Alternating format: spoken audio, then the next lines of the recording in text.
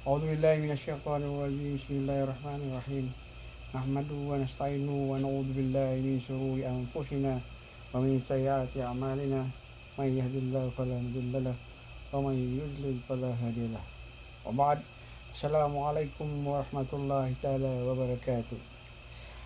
Una-una sa lahat, ilalahad ko sa inyo kung paano mag-ikram sa lahat ng baguhan, sa lahat ng hindi pa masyadong uh, alam kung paano mag-ikram. Ito'y para sa inyo lahat. Mga baguhan na mag-hajj o baguhan na mag-umrah, ito ang ibibigay sa inyo. Unang-una, first time, mag-niyat muna kayo.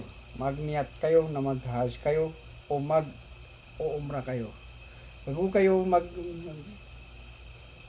mag-ikram, pasok niyo sa otak niyo, pasok niyo sa puso niyo na kayo ay mag-hajj o di mag-ikram, mag-umrah.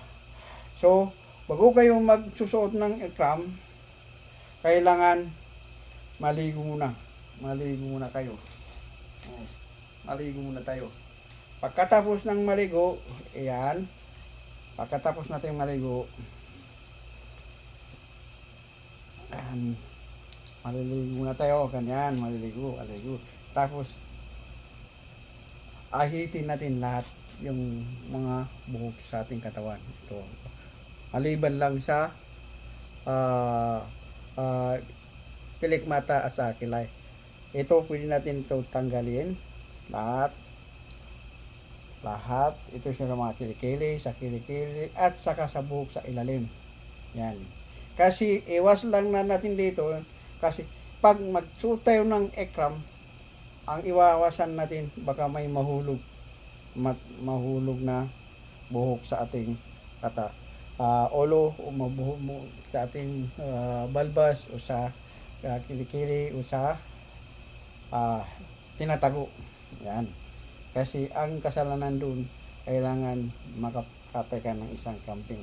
Yun ang sinabi ng mga ulama. Dam ang tinatawag nila.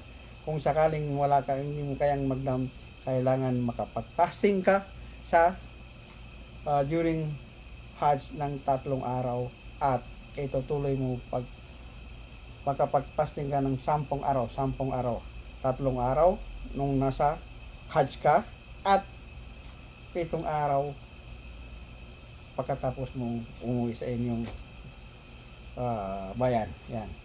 Yun, pagkatapos ng mga kilikili yan, yung balbas at mustas, at saka yung ilong putulin natin, yan, yung buhok natin. Pero yung buhok, kailangan yun pag mag-hajj ka.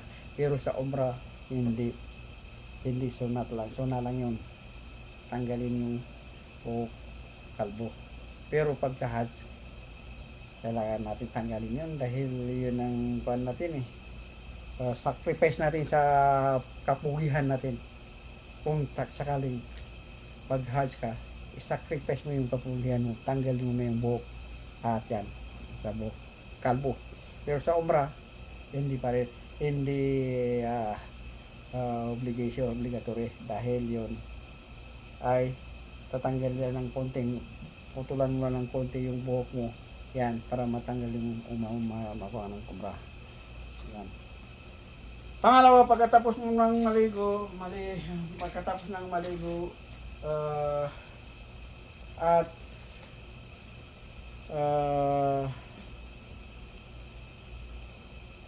mag-ahit, tapos huwag mo na natanggalin yung brief mo muna kasi baka mahulog yung bag.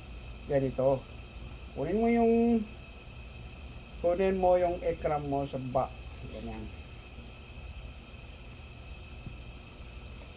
Yan, ikuan mo dun sa likod, tapos kunin mo yung dalawang dulo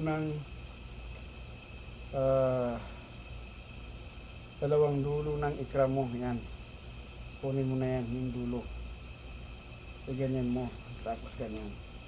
Ganyan o. Ganyan. Tapos ilagyan mo dito. Yung pami mo ng kanan, ilagay mo dito. Tapos ikon mo. At ilagay mo dito. Yan. Yan. Tapos saka mo lang ganyan. Yan. Yan. Pero sa mga Arabo o mga ibang lahi, ang ginagawa nila para takpan yung mga ari nila na malalaki, igaganyan nila ulit yung maliit dito, igaganyan niya ulit ganyan para natatakpan yung mga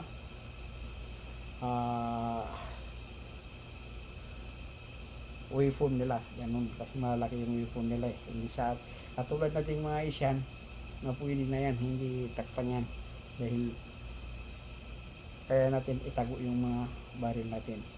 Yan. Yan. Ganyan yung sa mga Asian. Pero sa mga Arabo, dahil malalaki yung importing nila, yung mga fire nila, ganyan. Ikukuha nila doon ulit para matakpan yung kuha nila dito. Yan. Para hindi halata. Pero sa atin, pwede natin ilagay dyan. Ito yung mga ginagawa ng mga Arabo. Yan. Kasi ang kwan nila dito para hindi nakuha yung kwan nila. Tapos sa ating mga Asian, pwede natin ilagay dito. Yan. Ganyan o. Tapos ikuha natin ng konti. Yan. Kung para sa safety ng iyong ikram para hindi maulog, lagyan ninyo ng belt. Ganyan.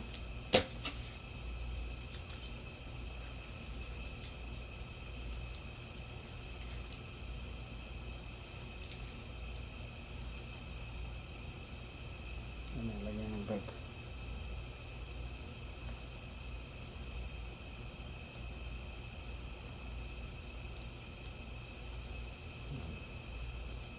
Tapos ito pinuyuan para hindi matanggal yung ikram nyo. Ganyan.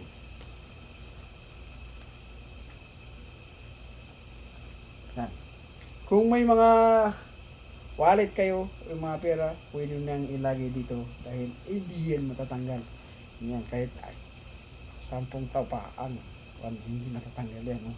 Tapos makakalakad kayo ng kahit may kalaban kayo, magkakalaban kayo, tatakbo kayo, hindi yan, hindi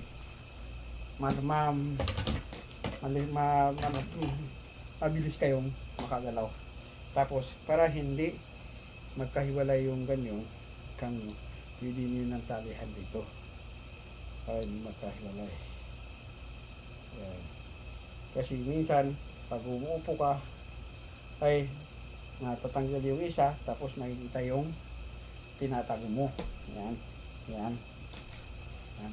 Pag hindi yan tinali, minsan pag nakaganyan ka, nakikita yung kwan dahil pag hindi makahiwala yun. Yan. Ganyan. At ito kung gusto mo ng medyo mataas para hindi malumian yung ikram nyo sa baba, para hindi masyadong mataas doon sa kwan, ito pili ng isa pa. Yan. Ito, kahit anong gawin nyo, wala. Tumay pa kayo, o matulog kayo, hindi kayo makikita yung ganyan.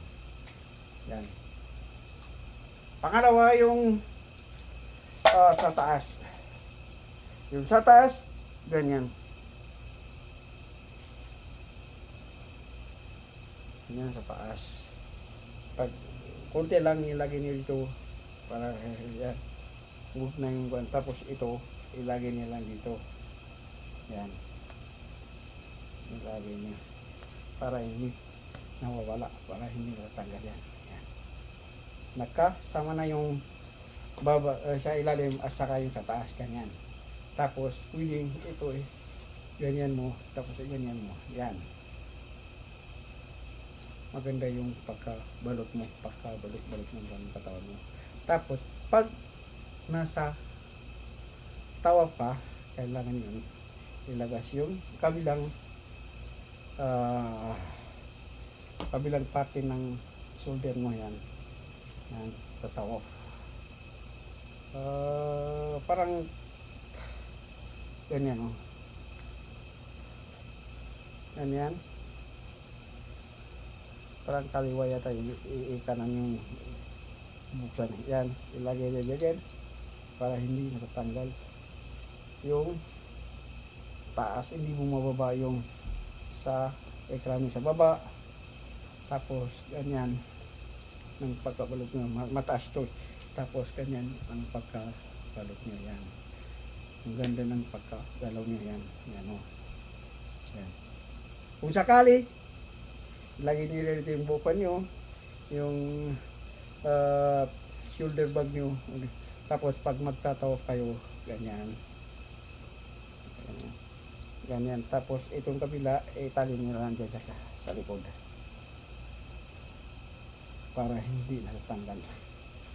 Ganyan. Ang nakita nyo na ito, sudan to. Yan. Kaya sana lahat ng mag-ikram, sa lahat ng natutunan nyo, lahat ng mag-umra o mag-hajj ay tanggapin yala yung umrah nyo o hajj nyo at nakapag-niyat kayo na mag-hajj kayo. Ganun. Tapos tanggalin na yung brief nyo, saka na lang yung mag-abdas.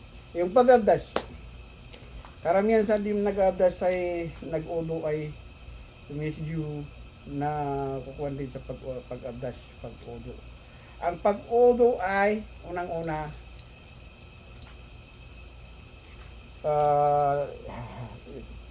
hugasan ng dalawang kamay ganito. Tapos pag diyat ka na mag-udo ka, tapos kumuha ka ng kuwan, ilagay mo sa kuwan mo 3 beses yan, 3 beses mungog. Tapos yung ilong, pag 3 yun ang ilong. Tapos kumuha ka ng yung dalawang kamay mo, tapos ipon mo sa mukha mo, yun doon ang nauna itubol sa doon kayo magniyat na nagudo kayo. Ganon 3 beses yan, ganyan kayo ng tubig, 3 beses yan, 3 beses. Kaya karamihan sa nag-abdas may kamalian. Kasi nag-abdas ito, tapos ganyan nila yung buhok nila, hindi pwede yan. Tapos yan ang ganun, mumog sa ilong, tapos sa mukha, tapos dito sa kanan na kamay 3 beses doon, tapos sa kaliwa na naman 3 beses. Tapos kumuha kayo ng, pagkatapos yun, kumuha kayo ng kunting tubig, tapos ilagay nyo sa udunayin, dalawang tainga, o yan, dalawang tainga, ganyan mo doon. Tapos saka mo lang ilagay dito yung buhok mo, hindi 3 beses ganyan. Tapos yung tiray ko dun sa buhok, ganyan. Tapos na yun, hindi yung iba nakikita ko na pag udo na yun, tapos kumuha na sila ng ulit, tapos dilagay nila yung buhok nila, hindi yun ang tinatawag nilang bidaa. Hindi bidaa yun, naisama yun sa kuwan ng udo. Hindi yung dapat yung udunain maaras yan, ganon udunain maaras, hindi udunain tapos kukuha ng tubig tapos ikuha mo sa kuwan, hindi, bawal yun. Tapos yung paa na naman ganito, yung pagkakuha ng paa, ganyan, yung hanggang dito lang sa 3 beses yun, 3 beses yung dito. Tapos kaliwa na naman, sa kaliwa, ganun. Ganun, patatlong beses. Kumuha ng tubig. Pagkatapos mong humingi ka kay Allah, alhamdulillah, ilagi. Shadu la ilaha illallah wa shadu Muhammad Rasulullah, ganun. Tapos, yun ang gawa ng udo. Sana natutunan natin ng vlog at natutunan natin ang kunting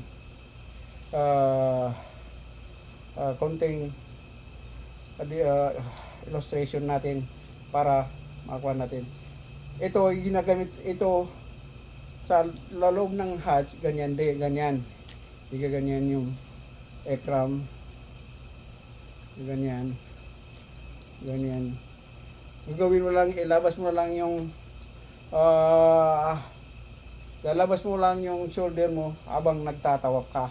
Pagkatapos ng magtawaf, takpan mo ulit yung shoulder mo para hindi nakikita o hindi. Tapos yung kuwan na ito, itali mo lang sa likod para hindi natatanggal yung ekram nyo yan. Kahit anong gawin nyo, hindi natatanggal yung ekram. Ganun. Masyarama, syukran sa lahat ng nanonood, syukran sa lahat ng subscribe ko. Aqulu qawli astaghfirullah alaikum wa lisairil mu'minin. Wassalamu alaikum warahmatullahi ta'ala wabarakatuh. Yan. So yun lang. Ito naman yung isang nagsasite-check dito sa Jeddah noon panahon ni Malik Fahad. Ganun. Assalamualaikum warahmatullahi ta'ala wabarakatuh.